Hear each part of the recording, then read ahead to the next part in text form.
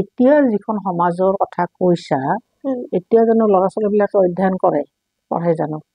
মোবাইলত যি আহে সেইখিনি পঢ়ে সেইখিনিৰ পৰা তেওঁলোকে যথেষ্ট মানে কিবা কিবি অধ্যয়ন কৰাৰ কথাটো কয় যাৰ কাৰণে আমি এটা ষ্টেপ লৈছোঁ যে গ্ৰন্থ যদি নপঢ়েই মোবাইলেই যদি চায় তেতিয়াহ'লে এতিয়াৰ যিটো টেকনিক আধুনিক আমি ই বুকৰ এটা মানে প্ৰকল্প এটা আমি হাতত লৈছোঁ সদৌ অসম লেখিকা সমাৰোহ সমিতিৰ